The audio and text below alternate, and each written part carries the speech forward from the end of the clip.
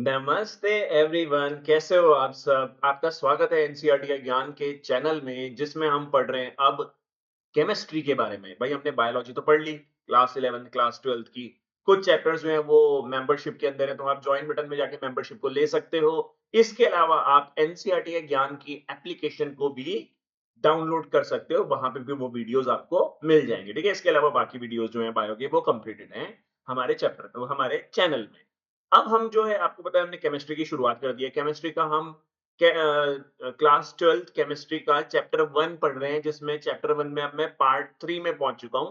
इससे पहले मैंने दो पार्ट जो है वो कंप्लीटली बना दिए। ठीक है, तो चलो शुरू करते हैं। तो वेलकम बैक गाइस, आज हम क्लास 12th केमिस्ट्री के चैप्टर 1 का पार्ट 3 पढ़ेंगे, जिसमें हमें पढ़ना है solubility of gases in a liquid. अब लिक्विड के अंदर गैस की सॉल्युबिलिटी, गैस कैसे सॉल्युबलाइज होती है, गैस कैसे डिसॉल्व हो जाती है, कौन कौन से फैक्टर्स इसको अफेक्ट करते हैं, वो सारी चीजें हम देखेंगे। Many gases dissolve in water. भाई वाटर में बहुत सारी गैसेस डिसॉल्व होती है। ऑक्सीजन जो होती है वो डिसॉल्व होती है only to a smaller extent, मतलब बहुत ज्यादा डिसॉल्व नहीं होती है ऑक्सीजन। बट लेकिन वो जो ऑक्सीजन वाटर के अंदर डिसॉल्व हो रही है ना, it is this dissolve oxygen which sustain all aquatic life. जो समुद्र में जैसे एक्वेटिक लाइफ है, भाई मछलियां हैं या और भी जो भी लाइफ है, वो यही ऑक्सीजन को लेती है, जो डिसॉल्व ऑक्सीजन पानी में रहती है। ठीक है, गिल्स रहते हैं मछली के, यहाँ पे गिल्स रहते हैं, उनसे क्या है वो ऑक्सीजन निकाल लेती है वाटर से। On the other hand, hydrogen chloride gas, अब ये हाइड्रोजन क्लोराइड मतलब HCl गैस है, is highly soluble in water. मैंने क्या किया, HCl गैस को पानी में सॉल्युबलाइज कर दिया, पानी में डाल दिया, तो पता है क्या मिलेगा, HCl एसिड, वो एसिड हो जाएगा। तो जो हाइड्रोक्लोरिक एसिड होता है वो कैसे बनता है, पानी में HCl गैस को डिसॉल्व कर दो तो जो बनेगा वो HCl, वो एसिड मिलेगा। ठीक है, अब solubility of gases in liquid is greatly affected by, देखो जो गैसेस की सॉल्युबिलिटी है लिक्विड में, वो दो चीजों पे बहुत ज्यादा, बहुत दो चीजों से बहुत अफेक्ट करती है, जैसे प्रेशर से और टेम्परेचर से। ठीक है, प्रेशर और टेम्परेचर पे डिपेंड करती है। अब कैसे कैसे करती है वो हम चीजों को देखेंगे। अब यहाँ पे क्या है, the solubility of gases increases with increase of pressure. एक लाइन से हमें ये तो क्लियर हो गया कि भाई अगर मैं प्रेशर को इंक्रीज करता हूं तो जो गैस की सॉल्युबिलिटी है लिक्विड के अंदर वो इंक्रीज होगी। ठीक है, ये तो मैं समझ गया। अब for solution of gases in a solvent, consider a system as shown in the figure 1.1 का A। यहाँ पे हमारे पास क्या है, ये 1.1 का जो A फिगर है, इसमें अगर हम देखेंगे ये वाला, तो इसमें क्या है, ये ऊपर की तरफ तो गैसेस हैं। ठीक है, यहाँ पे क्या है, गैसेस प्रेजेंट है, और नीचे यहाँ पे क्या प्रेजेंट है, ये यहाँ पे हमारा प्रेजेंट है लोअर पार्ट जो है वो सॉल्यूशन है, मतलब वो लिक्विड है। ठीक है, और ऊपर क्या है, ये गैसेस है। अब the lower part is solution, lower part तो सॉल्यूशन है, और जो अपर पार्ट है वो है गैसियस सिस्टम।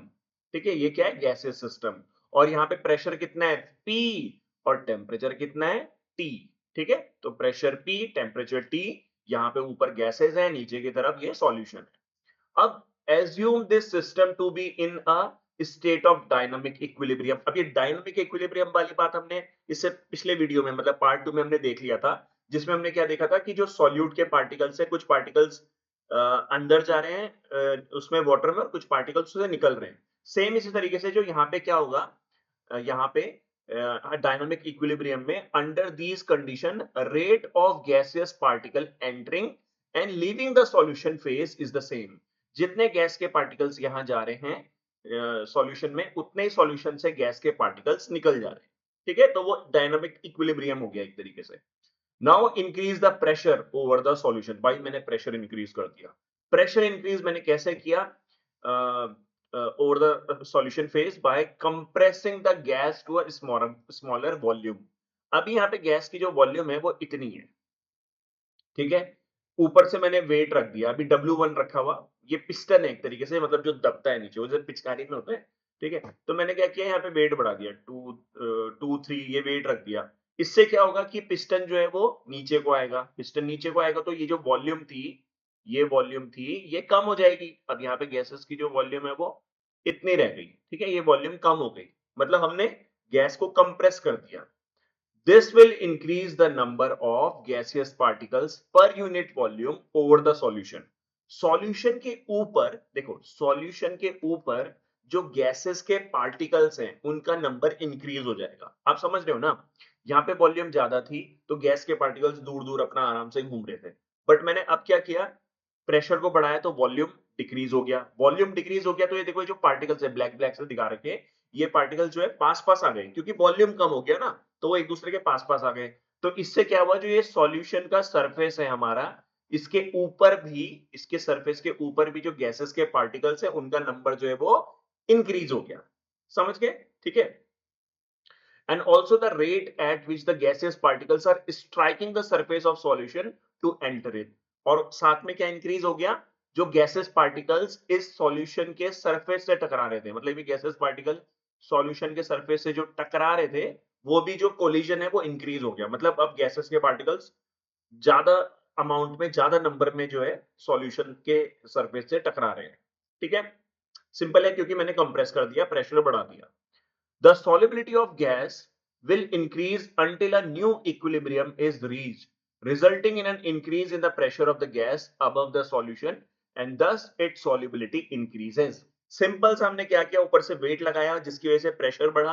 प्रेशर बढ़ने की वजह से जो गैस के पार्टिकल्स हैं वो क्या, वो ज्यादा स्ट्राइक करने लगे सॉल्यूशन में और सॉल्यूशन के अंदर एंटर करने लगे। तो इसकी वजह से क्या हुआ कि जो गैसेस के पार्टिकल्स हैं वो सॉल्यूशन के अंदर चले गए, और जब वो सॉल्यूशन के अंदर चले गए तो उनमें वो सोल्यूबलाइज हो गए, वो वहां पे गैसेस के पार्टिकल्स सॉल्यूशन के अंदर सोल्यूबलाइज हो गए। तो प्रेशर बढ़ाने से जो गैस के पार्टिकल्स हैं उनकी सॉल्युबिलिटी सॉल्यूशन के अंदर इंक्रीज हो गई। ठीक है, ये हमने देख लिया, पहली लाइन हमने पढ़ी थी ना ये वाली, ये, और ये हमने देख भी लिया कि इंक्रीज हो गया। हेंस, इससे क्या, सॉरी हेंस कह रहा मैं, हेनरी, सॉरी हेनरी सर, यहाँ पे हेनरी उनका नाम है।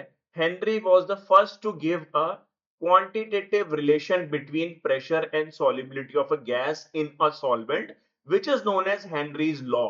हेनरी जो थे वो पहले, हेनरी सर जो पहले ऐसे साइंटिस्ट थे जिन्होंने पहली बार बताया कि प्रेशर और solubility of gas in liquid, उसका रिलेशन। ठीक है, उन्होंने पहली बार हेनरी ने बताया, तो उन्होंने जो लॉ दिया उसे बोला हेनरी लॉ। अब लॉ क्या बोलता है, द लॉ स्टेट्स दैट, ठीक है, एक मिनट है, पहले यहाँ पे भी तो कुछ लिख रखा मैंने। देखो, the law states that at a constant temperature, आपने टेम्परेचर को कांस्टेंट रखना है।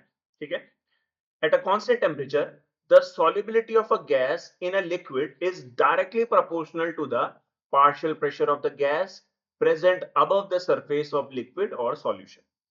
किसी लिक्विड और सॉल्यूशन के सरफेस के ऊपर जो गैसेस हैं, जैसे सरफेस के ऊपर ये गैसेस हैं, अगर इनका हम प्रेशर बढ़ाते हैं, इनका पार्शियल प्रेशर इंक्रीज होता है, तो इनकी सॉल्युबिलिटी भी क्या होगी, इंक्रीज हो जाएगी। मतलब सीधा मतलब ये है कि अगर प्रेशर इंक्रीज होता है गैसेस का, तो उसकी वजह से उन गैसेस की सॉल्युबिलिटी भी इंक्रीज हो जाएगी लिक्विड के अंदर।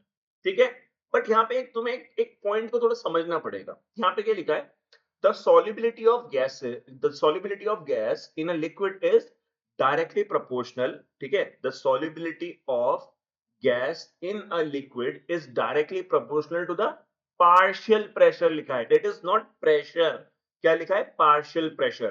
अब partial pressure क्या होता है, देखो इसको थोड़ा सा समझना, ये हमने वैसे पढ़ भी लिया था शायद पहले वाले पार्ट में, पहले वाले पार्ट में भी है, वहां पे देख सकते हो। अब यहाँ पे क्या होता है, जैसे मान लो ये कंटेनर है अपना, ठीक है, ये डब्बा मतलब कंटेनर है ये एक तरीके से, इसमें क्या है, गैस है। अब मान लो यहाँ पे दो गैस, गैस ए गैस बी, तो जो टोटल प्रेशर नीचे पड़ रहा होगा, ठीक है, यहाँ जो टोटल इस गैस का जो प्रेशर पड़ रहा होगा वो क्या होगा, पी टोटल। वो क्या होगा, पार्शियल प्रेशर, मतलब पी टोटल मतलब प्रेशर जो टोटल गैस का लग रहा है वो पी टोटल हो गया। वो किसके बराबर होगा, पार्शियल प्रेशर ऑफ ए और partial pressure of B. What is partial pressure, partial pressure का मतलब होता है, बोल कैसे रहा मैं, पार्शियल पार्शियल प्रेशर का मतलब होता है कि एक इंडिविजुअल गैस का प्रेशर जब मिक्सचर ऑफ गैसेस हो जाती है तो उसमें हर एक गैस का जो प्रेशर होता है उसे बोलते हैं पार्शियल प्रेशर। तो जैसे पार्शियल प्रेशर ऑफ ए ये अलग से हो गया, पार्शियल प्रेशर ऑफ बी ये अलग से हो गया, इनको प्लस करोगे तो टोटल प्रेशर जो है वो निकल जाएगा। ठीक है, इसे बोलते हैं Dalton's law of partial pressure. ठीक है। अब देखो, मान लो ये जो गैस ए है, इसका पार्शियल प्रेशर ज्यादा है, इसका पार्शियल प्रेशर ज्यादा है, और ये जो गैस बी है, इसका पार्शियल प्रेशर कम है। ठीक है, तो क्या होगा, कौन ज्यादा सॉल्युबल होगा? गैस ए, क्योंकि उसका पार्शियल प्रेशर ज्यादा है। समझ में ना बात को? जिसका पार्शियल प्रेशर ज्यादा होगा वो ज्यादा सॉल्युबलाइज होगा लिक्विड या सॉल्यूशन के अंदर। तो इसीलिए यहाँ पे क्या बोला, जो सॉल्युबिलिटी है गैस की in a liquid is directly proportional to the partial pressure बोला है, क्योंकि इंडिविजुअल गैस के लिए अगर हम बात करेंगे तो उसमें पार्शियल प्रेशर की बात करेंगे of the gas present above the surface of the liquid और सॉल्यूशन। तो इसका जो स्टेटमेंट मैंने यहाँ पे क्या लिखा, partial pressure is directly proportional to solubility. सही है, पार्शियल प्रेशर बहुत बार बोल दिया पार्शियल प्रेशर। तो पार्शियल प्रेशर जितना ज्यादा होगा उतना ज्यादा उसकी सॉल्युबिलिटी होगी। ठीक है, इसका मतलब पार्शियल प्रेशर ज्यादा तो कंसंट्रेशन जो गैस की होगी लिक्विड के अंदर वो भी ज्यादा होगी, है ना। सॉल्युबिलिटी ज्यादा मतलब कंसंट्रेशन भी ज्यादा हो गई गैस की लिक्विड के अंदर, तो वो डायरेक्टली प्रोपोर्शनल हम कंसंट्रेशन भी लिख सकते हैं। अब यहाँ पे क्या हुआ, अब यहाँ पे नाम आता है डाल्टन का। Dalton a contemporary of Henry. Contemporary मतलब जो हेनरी के टाइम पे ही जो अपना काम कर रहे थे, मतलब लगभग एक ही टाइम पे वो अपना अपना काम कर रहे थे। तो डाल्टन जो थे also concluded independently that the solubility of a gas in a liquid solution is the function of partial pressure of the gas। तो सेम है, डाल्टन ने भी ये चीज बोली कि जो solubility होती है गैस की in a liquid वो किस पे डिपेंड करती है, partial pressure of the gas.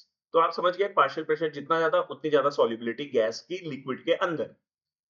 If we use the mole fraction of a gas in the solution as a measure of its solubility, then it can be said that, अब इस line को पहले समझना, if we use the mole fraction of a gas in the solution as the measure of its solubility। देखो, यहां पे पढ़ा था हमने partial pressure directly proportional to solubility. फिर मैंने बताया था partial pressure is directly proportional to concentration भी हो जाएगा, क्योंकि जितनी ज्यादा सॉल्युबिलिटी उतना ज्यादा कंसंट्रेशन, उस गैस की कंसंट्रेशन उतना ज्यादा बढ़ेगी लिक्विड के अंदर। तो ये भी लिख सकते हैं। अब इन्होंने क्या किया, जो पार्शियल प्रेशर है वो डायरेक्टली प्रोपोर्शनल टू कंसंट्रेशन है। कंसंट्रेशन की जगह पे उन्होंने वर्ड यूज कर दिया मोल फ्रैक्शन। ठीक है, मोल फ्रैक्शन रिप्रेजेंट करता है कंसंट्रेशन को। तो partial pressure is directly proportional to mole fraction, उन्होंने ये ले लिया। अब मोल फ्रैक्शन आप जानते हो, ये तुमने पढ़ा होगा। जैसे यहाँ पे हमारे पास वही है, देखो यहाँ पे हमारे पास दो गैसेस थी ना, गैस ए गैस बी। तो अब mole fraction of A gas क्या होगा, number of moles of A और upon total number of moles. इसी तरीके से पार्शियल प्रेशर वो mole fraction of B is number of moles of B upon total number of moles. ठीक है, total number of moles ये हो गया। तो ये पार्शियल वो सॉरी मोल फ्रैक्शन हमने इस तरीके से रिप्रेजेंट करते हैं, ये हमने चैप्टर 1 में पढ़ा है। तो कंसंट्रेशन की जगह पे हमने क्या यूज कर लिया, मोल फ्रैक्शन यूज कर लिया वर्ड। अब देखो सिंपल सी बात है, प्रेशर आप बढ़ाओगे तो कंसंट्रेशन बढ़ेगी, कंसंट्रेशन बढ़ेगी तो मोल फ्रैक्शन बढ़ेगा।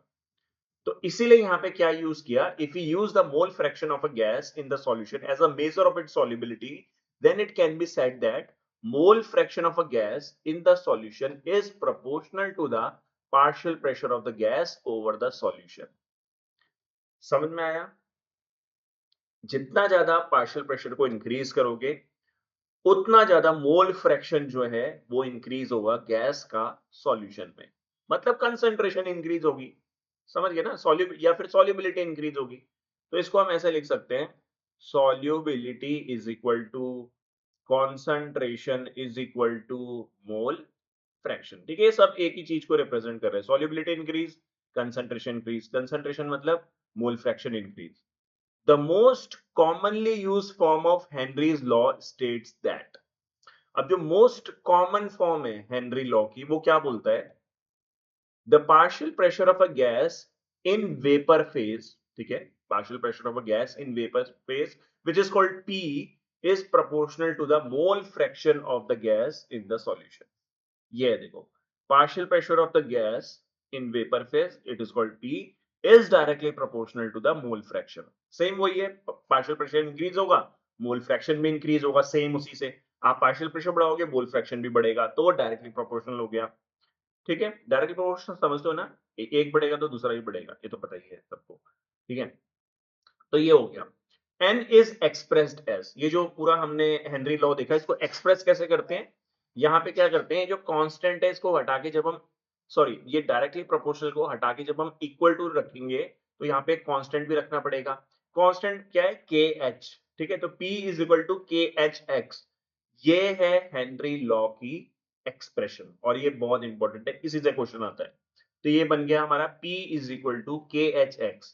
के एच क्या है, P क्या है, पार्शियल प्रेशर, X क्या है, mole fraction.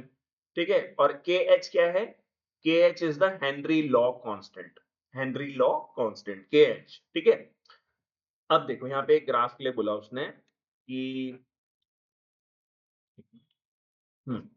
if we draw a graph between partial pressure of gas versus mole fraction of the gas in the solution, partial pressure of the gas versus mole fraction of the gas in solution, then we should get a plot of the type as shown in figure 1.2। तो आपको कैसा मिला ये graph, एकदम सीधा मिला।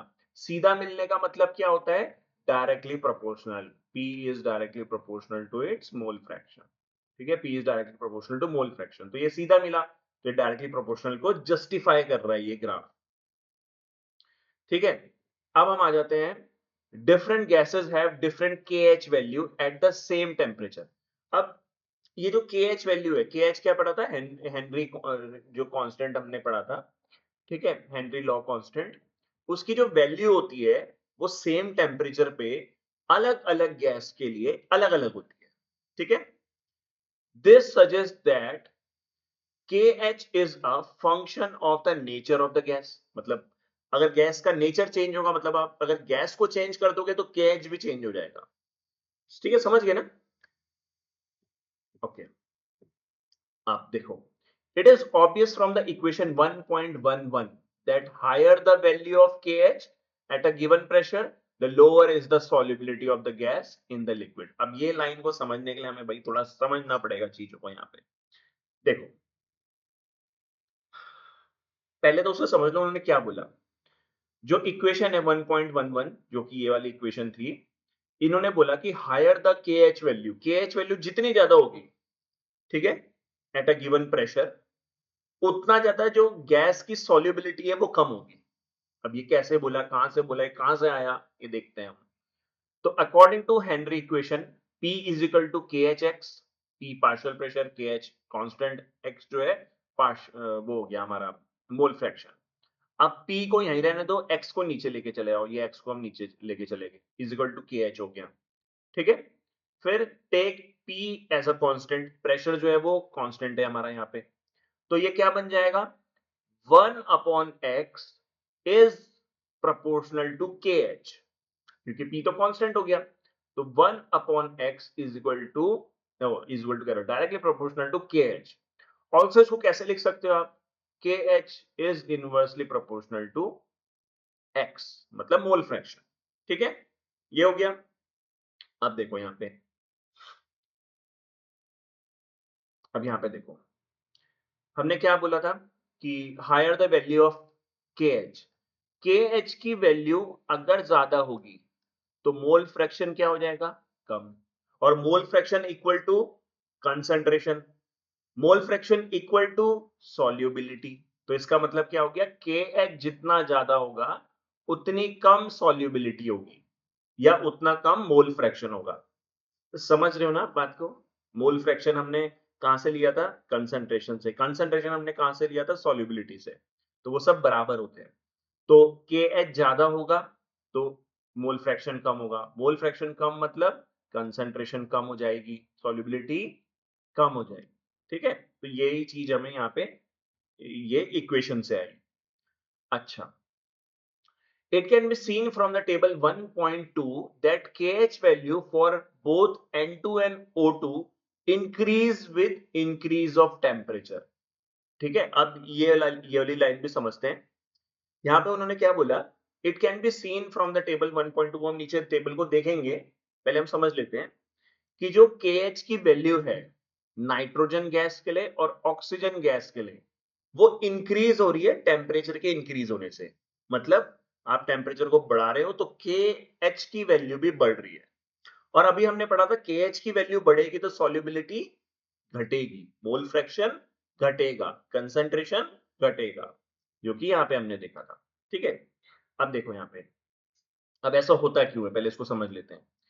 If temperature increase, अगर temperature increase होता है तो गैस के जो मॉलिक्यूल्स होते हैं जो कि डिसॉल्व हो रखे हैं, वो काइनेटिक एनर्जी को गेन करेंगे। टेम्परेचर आप दे रहे हो, हीट दे रहे हो, तो उसकी वजह से क्या होगा, जो गैस के मॉलिक्यूल्स हैं जो कि लिक्विड में डिसॉल्व हो रखे हैं, वो काइनेटिक एनर्जी को गेन करेंगे। काइनेटिक एनर्जी गेन होने से क्या होगा, मोर एंड मोर रैपिडली वो क्या करेंगे, मूव करना शुरू कर देंगे जो गैस के पार्टिकल्स हैं, allowing them to break the intermolecular force। जो इंटरमोलिकुलर फोर्स है जिसकी वजह से गैसेस जो है वो लिक्विड में डिसॉल्व्ड है, वो क्या हो जाएगा, ब्रेक हो जाएगा। ठीक है, समझ गए ना। आपने क्या किया, टेम्परेचर इंक्रीज किया तो गैस के मॉलिक्यूल्स ने हीट को लिया, उनकी काइनेटिक एनर्जी इंक्रीज हुई, जिसकी वजह से वो रैपिडली मूव करना शुरू हुए। रैपिडली मूव करना शुरू हुए तो उसकी वजह से जो इंटरमोलिकुलर फोर्स है जिसकी वजह से वो लिक्विड में डिसॉल्व थे, वो इंटरमोलिकुलर फोर्स ब्रेक हो जाएगा। और उसकी वजह से क्या होगा, जो गैसेस है, कॉजिंग देम टू एस्केप, जो गैसेस है वो निकल जाएंगी। अब गैसेस निकल जाएंगी मतलब उनकी सॉल्युबिलिटी क्या हो गई, कम। तो एक चीज को हम यहां से क्या समझे, टेम्परेचर बढ़ाने से सॉल्युबिलिटी क्या हो जाती है, कम हो जाती है। क्यों हो जाती है वो हमने देख लिया। ठीक है, अब देखो, अब यहाँ पे इस वाले कॉन्सेप्ट को देख लो बस एक बार। टेम्परेचर इंक्रीज हुआ तो सॉल्युबिलिटी क्या होती है, डिक्रीज होती है। ठीक है, देख लिया हमने। ठीक है, और टेम्परेचर इंक्रीज होता है तो कंसंट्रेशन ऑफ गैस जो होती है वो डिक्रीज होती है, कंसंट्रेशन ऑफ गैस भी डिक्रीज होती है, सेम वही सॉल्युबिलिटी। टेम्परेचर इंक्रीज होता है तो मोल फ्रैक्शन जो है वो डिक्रीज होता है, जो कि हमने यहां से देखा। ठीक है, यहां से देखा था ना हमने। तो टेम्परेचर इंक्रीज होता है तो मोल फ्रैक्शन क्या हो जाता है, डिक्रीज हो जाता है। मतलब मोल फ्रैक्शन डिक्रीज हो जाता है मतलब कंसंट्रेशन डिक्रीज हो जाती है, कंसंट्रेशन डिक्रीज हो जाती है मतलब सॉल्युबिलिटी डिक्रीज हो जाती है। और वो हमने यहाँ पे देख लिया था इस पैराग्राफ से कि टेम्परेचर बढ़ाने से सॉल्युबिलिटी क्यों कम हो जाती है। ठीक है, अब इस पूरे को मिला के देखते हैं। टेम्परेचर अगर इंक्रीज होता है तो के एच की वैल्यू इंक्रीज होती है। ठीक है, ये हमने देख लिया था, ये लिखा था ना। हाँ, टेम्परेचर अगर हम बढ़ाते हैं, रुको रुको रुको रुको रुको रुको रुको, टेम्परेचर अगर हम बढ़ाते हैं तो सॉल्युबिलिटी या मोल फ्रैक्शन डिक्रीज होता है। ये डिक्रीज होगा तो केएच की वैल्यू बढ़ जाएगी, क्योंकि इनवर्सली प्रोपोर्शनल है। एक बढ़े, एक घटेगा, दूसरा बढ़ेगा। सेम इसी तरीके से यहाँ टेम्परेचर को आप घटा रहे हो तो क्या होगा, टेम्परेचर घटेगा तो क्या होगा, जो सॉल्युबिलिटी है वो इंक्रीज होगी। सॉल्युबिलिटी इंक्रीज होगी मतलब मोल फ्रैक्शन इंक्रीज होगा और केएच की वैल्यू डिक्रीज होगी। अब सेम यहीं पे वही वही चीज लिखी है, मैं कई बार रिपीट इसलिए कर रहा हूँ ताकि तुमको समझ में आ जाए, पूरा अच्छे से फिट हो जाए। ठीक है, अब टेम्परेचर इंक्रीज किया तो केएच की वैल्यू इंक्रीज होती है, सॉल्युबिलिटी डिक्रीज होती है। टेम्परेचर डिक्रीज किया, केएच की वैल्यू डिक्रीज होती है, सॉल्युबिलिटी इंक्रीज होती है। और यहाँ पे क्या है, ये मोल फ्रैक्शन डिक्रीज हो रहा है यहाँ पे, क्योंकि सॉल्युबिलिटी डिक्रीज है तो मोल फ्रैक्शन डिक्रीज है। और यहाँ पे सॉल्युबिलिटी इंक्रीज है तो मोल फ्रैक्शन भी इंक्रीज है। तो ये समझ में आ गया होगा आपको कि ये कहाँ से कैसे आया, इस वाले कॉन्सेप्ट को ध्यान रखना। ठीक है, तो ये इससे हमें ये चीज पता चली। अब आपको एमसीक्यू ऐसा दे देगा कि केएच की वैल्यू दे दी, ये सारी इतनी सारी केएच की वैल्यू दे दी, उसको अरेंज करो सॉल्युबिलिटी के हिसाब से, तो समझ जाओगे ना सॉल्युबिलिटी के हिसाब से कैसे होगा। जिसका केएच ज्यादा उसकी सॉल्युबिलिटी कम। ठीक है, ओके। अच्छा, अब आते हैं हम डायग्राम वो टेबल पे। It can be seen from the table 1.2 that KH value for both N2 and O2 increase with increase of temperature. ठीक है, ये हमने देख लिया। Indicating that the solubility of gases, बताओ अगली लाइन क्या होगी। टेम्परेचर इंक्रीज कर रहे हो, केएच की वैल्यू इंक्रीज हो रही है, तो सॉल्युबिलिटी ऑफ गैसेस क्या होगी, डिक्रीज। तो क्या लिखा होगा आगे, अरे रुको रुको, solubility of gas increase with decrease of temperature, ये लिखा है ना, सॉल्युबिलिटी ऑफ गैस इंक्रीज होगा विद डिक्रीज ऑफ टेम्परेचर। अगर आप टेम्परेचर बढ़ाओगे तो सॉल्युबिलिटी डिक्रीज होगी, ठीक है ना। तो यहाँ पे हो गया KH value of both A2 increase with the increase of temperature, indicating that solubility of gases, जो solubility होती है gases की, वो increase होती है with the decrease of temperature। हाँ सही तो है, हमने ये देख लिया था। Decrease of temperature, solubility increases और KH की वैल्यू डिक्रीज होती है, ठीक है। अब इस टेबल को देख लेते हैं, N2O2 वाला जो है ये, देखो ये रहा value of Henry law constant for some selected gases in water. Water में देख रहे हैं हम, तो ये हीलियम हो गया, ठीक है, 293 केल्विन पे हो गया। और इसका कितना है, के एच की वैल्यू 144.97, फिर H2 की 293 उसी टेम्परेचर पे 69 है। अब इसमें से बताओ किसकी सॉल्युबिलिटी ज्यादा हो, पानी में किसकी सॉल्युबिलिटी ज्यादा होगी, लो इससे देखो, के एच की वैल्यू ज्यादा तो सॉल्युबिलिटी कम, ठीक है। तो KH की वैल्यू हीलियम की ज्यादा है तो उसकी सॉल्युबिलिटी कम होगी, हाइड्रोजन की KH की वैल्यू कम है तो उसकी सॉल्युबिलिटी ज्यादा होगी, ठीक है। तो इस तरीके से ये हो गया। अब यहाँ पे देखो N2 और N2 दोनों N2 हैं, बट यहाँ पे टेम्परेचर हमने इंक्रीज कर दिया है, 293 है, यहाँ पे 303 है। तो टेम्परेचर इंक्रीज करने से क्या होता है, KH की वैल्यू क्या होती है बताओ, टेम्परेचर इंक्रीज करने से KH की वैल्यू क्या हो जाती है, इंक्रीज हो जाती है, ये हमने देख लिया था, ठीक है। तो टेम्परेचर इंक्रीज किया तो KH की वैल्यू पहले 76 था 0.48, उसके बाद हो गया 88.84, मतलब इंक्रीज हो गया, ठीक है। और टेम्परेचर इंक्रीज करोगे तो KH की वैल्यू इंक्रीज होगी तो सॉल्युबिलिटी क्या होगी, डिक्रीज हो जाएगी, ठीक है। फिर O2 का भी देख लेते हैं, 293 है, इसमें 34.86 है, इसमें टेम्परेचर आपने बढ़ा दिया O2 का तो ये 46.82 हो गया। सेम वही KH की वैल्यू बढ़ गई और सॉल्युबिलिटी डिक्रीज हो जाएगी, ठीक है। आर्गन हो गया 298 पे 40.3, CO2 का 298 पे 1.67, फॉर्मल्डिहाइड का 298 पे 1.83 इंटू 10 की पावर -5, ये तो बहुत कम है KH की वैल्यू, तो इसकी सॉल्युबिलिटी क्या होगी, ज्यादा। KH की वैल्यू कम है तो सॉल्युबिलिटी क्या होगी, ज्यादा। और फॉर्मल्डिहाइड को वाटर से मिलाते हैं तो फॉर्मलीन बनता है। फिर ये मीथेन है 298 0.413, विनाइल क्लोराइड है 298 0.611, ठीक है, ये हो गया। ओके, अब it is due to this reason that aquatic species are more comfortable in cold water rather than in hot water. एक मछली है, उसको हम ठंडे पानी में रख रहे हैं तो ठंडे पानी में बढ़िया से रह रही है, कंफर्टेबल रह रही है, बट मैंने उस वाटर का टेम्परेचर बढ़ाना शुरू कर दिया तो उसे प्रॉब्लम होना शुरू हो गई। क्यों, ठंडा पानी मतलब टेम्परेचर कम, टेम्परेचर कम मतलब सॉल्युबिलिटी ज्यादा, ऑक्सीजन अच्छे से सॉल्युबलाइज हो रखी होगी उसमें और वो अच्छे से ऑक्सीजन को ले लेगी। बट मैं टेम्परेचर बढ़ाऊंगा तो ऑक्सीजन की सॉल्युबिलिटी घट जाएगी, सॉल्युबिलिटी घट जाएगी तो क्या होगा, उनको सांस लेने में दिक्कत होना शुरू हो जाएगी, इसलिए उनको ठंडे पानी में रहने में मजा आता है, बढ़िया से वो ठंडे पानी में रह लेते हैं, ठीक है। अब यहाँ पे एक फटाफट से ये एग्जांपल देख लेते हैं 1.4, if N2 gas is bubbled through water at 293 Kelvin, how many millimoles of N2 gas would dissolve in 1 liter of water। N2 gas जो है वो बबल्ड हो रही है थ्रू वाटर, कितने डिग्री में, कितने केल्विन पे, 293 केल्विन पे। वो कह रहा है how many millimoles of N2 gas would dissolve in 1 litre of water, ठीक है। आसान है, समझना है इसको। assume that N2 exerts a partial pressure of 0.8987 bar, ये पार्शियल प्रेशर दे दिया। हेनरी लो कांस्टेंट जो है N2 के लिए 293 केल्विन पे वो 76.48 किलो बार हमें दे दिया। अब हमें यहाँ पे चेक करना है सारी चीजें, मतलब इसको सॉल्व करना है। देखो, the solubility of gas is related to the mole fraction in aqueous solution. जो solubility होती है गैस की वो रिलेटेड होती है किससे, मोल फ्रैक्शन, तो जो कि हमने देख लिया था, हमने देखा था ना वही concentration equal to solubility equal to mole fraction, यही देखा था हमने। मोल फ्रैक्शन ज्यादा मतलब solubility ज्यादा मतलब कंसंट्रेशन ज्यादा, ठीक है। The mole fraction of gas in the solution is calculated by applying Henry's law. तो हमें ये पता करना है ना कि कितने मिलीमोल नाइट्रोजन गैस डिसॉल्व होगी, मतलब मुझे कंसंट्रेशन निकालनी है, तो मैं क्या निकालूंगा, मोल फ्रैक्शन। ठीक है, तो यहाँ पे पहले मैंने क्या निकाला, ये नाइट्रोजन का मोल फ्रैक्शन है, इसमें हमारे पास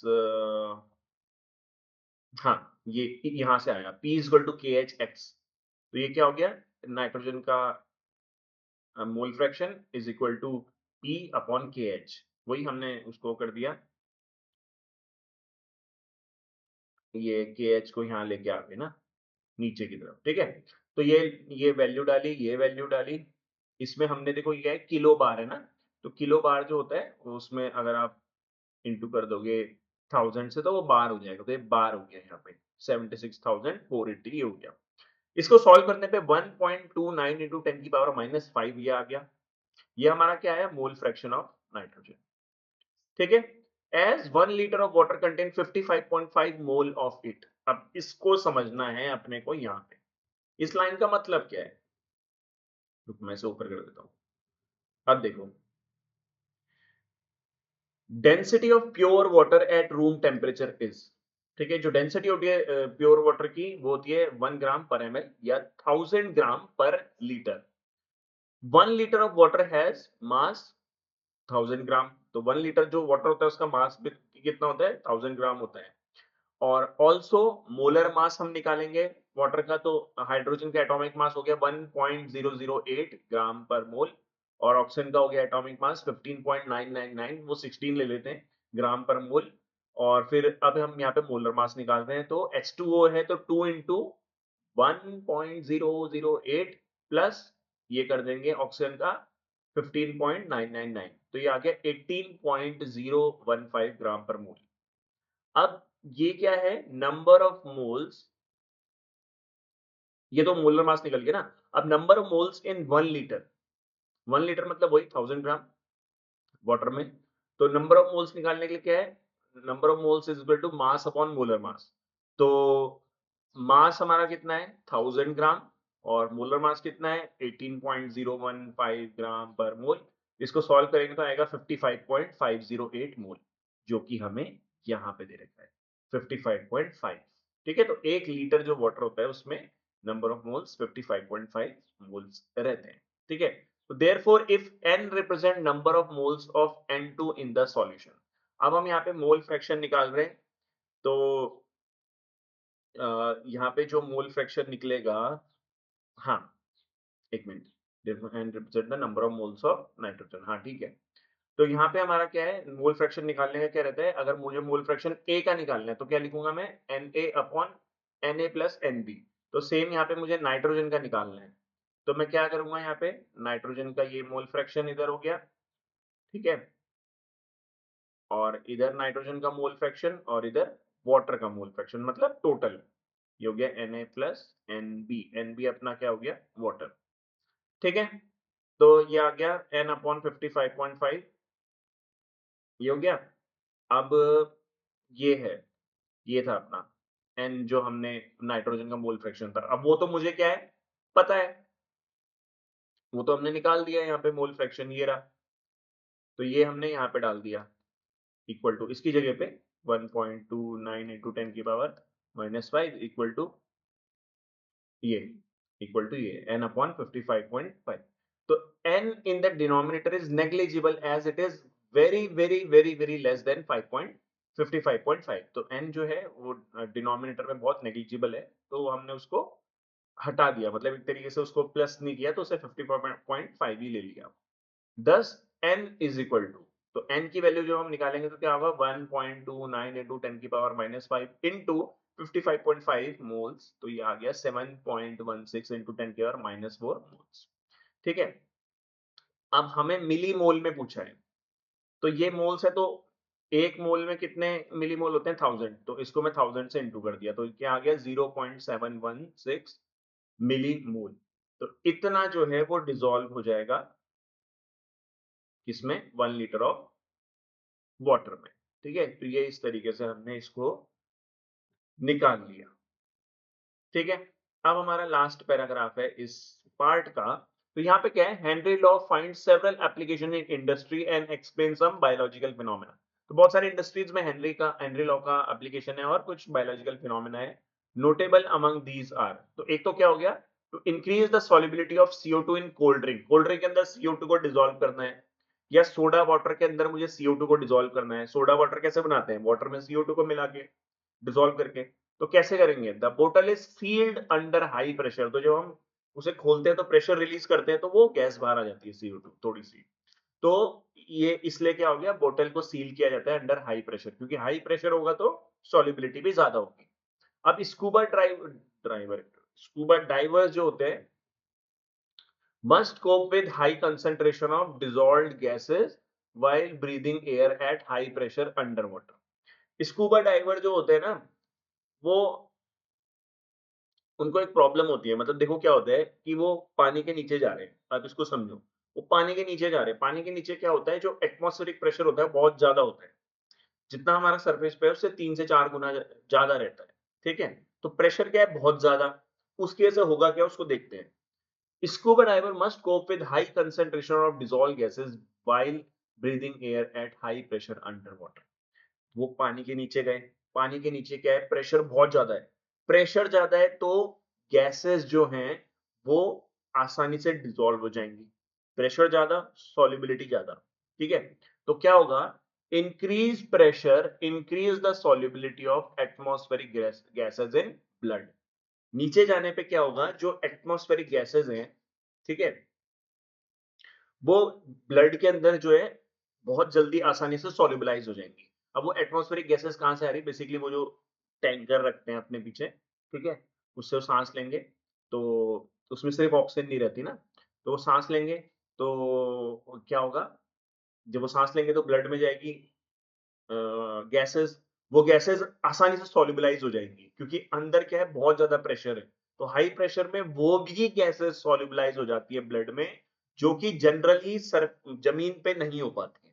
आप समझ रहे हो ना, जमीन में प्रेशर कम है, पानी के नीचे गए तो प्रेशर बहुत ज्यादा हो गया, जिसकी वजह से उन्हें प्रॉब्लम होना शुरू हो जाती है। प्रॉब्लम क्या होने लग जाती है कि वो गैसेस भी सॉल्युबलाइज हो जाती है ब्लड में, जो जनरली नहीं होती है, क्योंकि नीचे प्रेशर बहुत ज्यादा है। तो when the diverse come toward surface, अब वो डाइवर्स जब सरफेस पे आएंगे तो प्रेशर क्या होगा, ग्रेजुअली डिक्रीज हो जाएगा। प्रेशर जैसे ही डिक्रीज होगा तो क्या होगा, जो गैसेस डिसॉल्व हो रखी थी वो ब्लड से निकलना शुरू हो जाएंगी। ठीक है, this release the dissolve gases and led to the formation of bubbles of nitrogen in the blood. तो हुआ क्या, वो नीचे गए स्कूबा डाइविंग करने, नीचे बहुत ज्यादा एटमॉस्फेरिक प्रेशर था, बहुत ज्यादा, जिसकी वजह से जो नाइट्रोजन है वो ब्लड में डिसॉल्व हो गई। अब जैसे ही वो ऊपर आए तो क्या हुआ, प्रेशर डिक्रीज हो गया। प्रेशर डिक्रीज हुआ तो वो जो डिसॉल्व नाइट्रोजन गैस है वो ब्लड से निकलने लगी और वो बबल की फॉर्म में आ गई। ठीक है, तो जैसे ये कैपिलरी है, मान लो ब्लड कैपिलरी, यहाँ से ब्लड जा रहा है।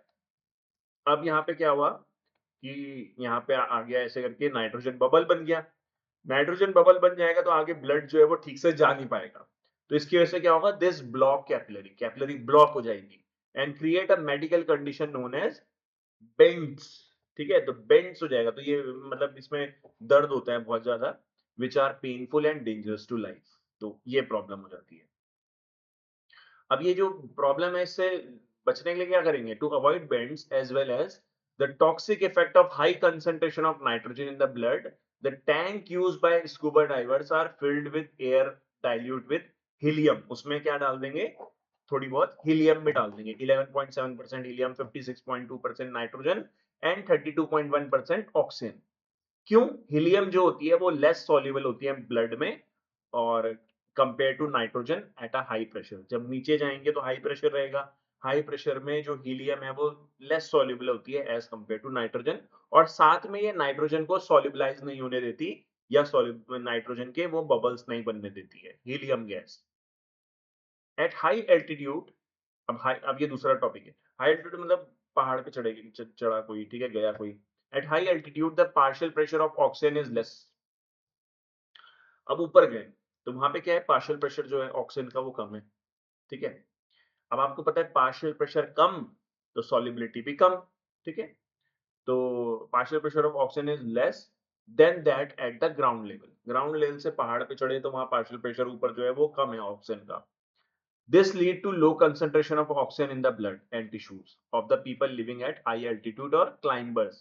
तो जो climbers है, जो high altitude में रहते हैं, बेसिकली हाई एल्टीट्यूड में जिनका घर है उनको तो एक टाइम के बाद एडजस्ट हो जाती है बॉडी, हाई आरबीसी बनाने लग जाती है, वो तो अलग चीज है। बट जो क्लाइंबर्स है भाई, जो जमीन में रह रहे हैं बढ़िया से, अपना दिल्ली में रह रहे हैं, वो उसको हुआ कि मैं जाता हूँ पहाड़ों पे, तो चढ़ा।